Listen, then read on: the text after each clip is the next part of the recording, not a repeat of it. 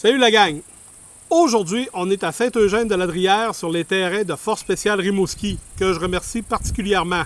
Force Spéciale Rimouski, c'est une compagnie de paintball, donc si vous venez dans le coin, manquez pas de venir visiter leur terrain, venir jouer une coupe de game de paintball pour les encourager, ça va être parfait.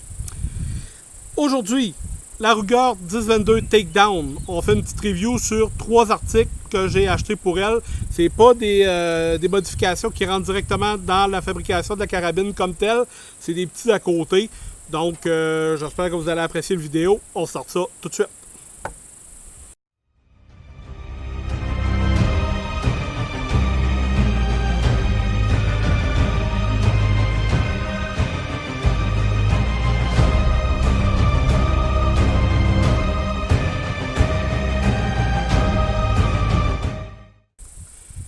Premier article que je voudrais vous parler, c'est le viseur laser, le dot que j'ai mis dessus, de marque Riorend, que j'ai pris sur Amazon.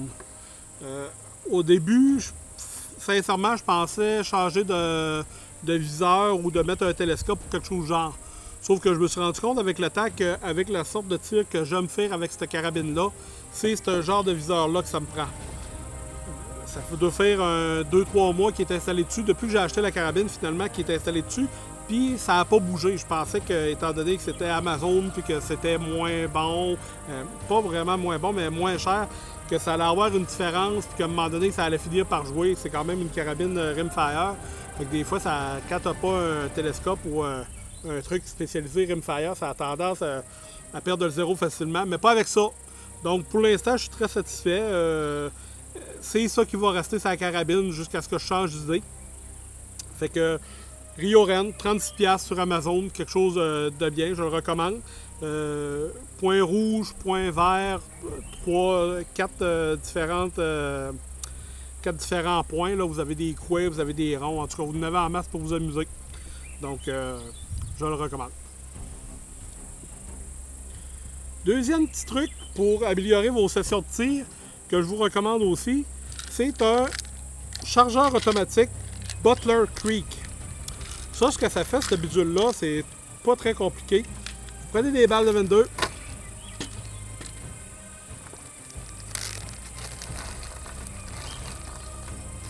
Vous les mettez ici, vous fermez le couvert. Vous brassez un petit peu jusqu'à ce que, vous voyez, là, les balles tombent droites. Prenez votre chargeur, vous le mettez ici, et après ça, vous fermez le petit tab. Ce que j'ai bien aimé aussi, c'est que mes mag coupleurs, je pensais peut-être que ça allait nuire, mais finalement, ça rentre bien. Donc, une fois que ça c'est fait, vous assurez que les balles sont comme descendues vers ça, puis vous avez une manivelle ici, vous tournez, puis vous tournez jusqu'à ce que ça ne tourne plus.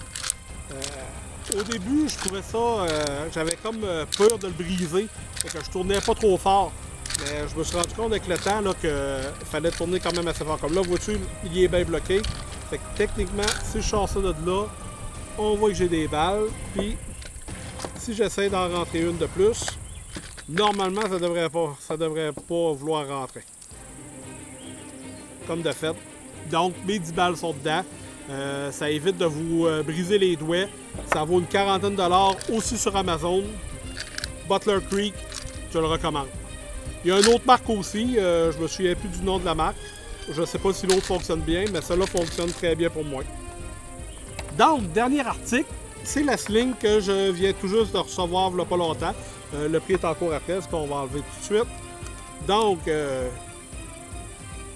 une sling en paracorde que j'ai payé une vingtaine de dollars encore une fois sur Amazon. Donc, ça nous donne une bonne quantité de paracorde, toujours en gardant dans l'idée que ça pourrait être une carabine de survie.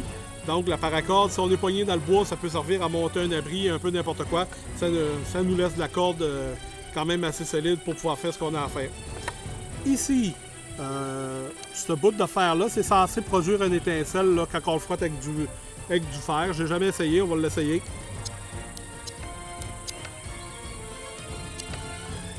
Pour l'instant, c'est pas très concluant, mais en tout cas, juste pour ce qui est du paracorde, je trouve ça intéressant là, comme produit. Donc, puis en plus, avec la façon que c'est fait, pour pouvoir installer,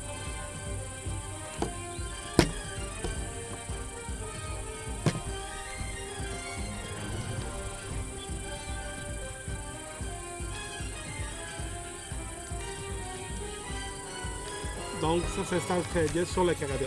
Comme vous pouvez voir là.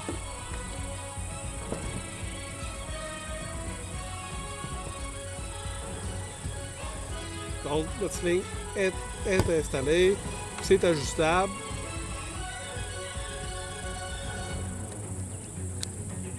Et voilà. Donc un autre petit produit qui n'est pas très dispendieux, je pense que c'était une vingtaine de dollars là, sur Amazon. C'est ce qui complète cette vidéo-là. J'espère que vous avez apprécié. C'était pas des grosses améliorations qu'on a apportées sur la 1022. Sauf que je pense que ça va être des petits trucs là, qui vont être intéressants. Là, surtout le reloader pour les chargeurs, c'est très le fun. Donc, si on fait un récapitulatif de ce que j'ai mis à date dans la 1022. Donc, on avait l'achat de l'arme toujours. Les premières modifications. Les modifications dans le receiver, les modifications dans le trigger group, les modifications des mag coupleurs et du mag release, et les modifications diverses qu'on a faites aujourd'hui qui se montent à un montant de... Pour un grand total investi depuis que j'ai la carabine de... Donc, comme vous pouvez le voir, c'est un montant assez gros là, pour une carabine. Ça reste que c'est une 22. C'est pour ça un peu que je vais mettre le projet en veilleuse pour le moment. Les prochaines étapes, là, ça va être de voir si j'installe un télescope ou pas dessus. J'hésite entre un télescope entre 2 et 7X. Je ne veux pas avoir plus gros parce que c'est une carabine que je veux être capable de faire du tir rapide avec. Donc, acquisition rapide de cible. Donc, je ne veux pas grossir, je veux pas avoir un télescope qui grossit de 4 à 20. Là. Donc, qui grossit de 2 à 7, ça pourrait avoir du bon sens. Je continue à regarder ça. Aussi, une autre amélioration que je pourrais faire sur la carabine, c'est changer la crosse pour une crosse un peu plus de survie. Il y en a une qui m'a tombé un peu dans l'œil, mais financièrement, pour l'instant, là, je ne suis pas rendu là. Donc, on met le... Pour tout de suite, c'est un pause sur ce projet-là qui va continuer à un moment donné, peut-être l'année prochaine. Donc, si vous avez des commentaires, gênez-vous pas, abonnez-vous à ma chaîne, puis un petit j'aime, un petit thumbs up, c'est toujours apprécié. Salut la gang!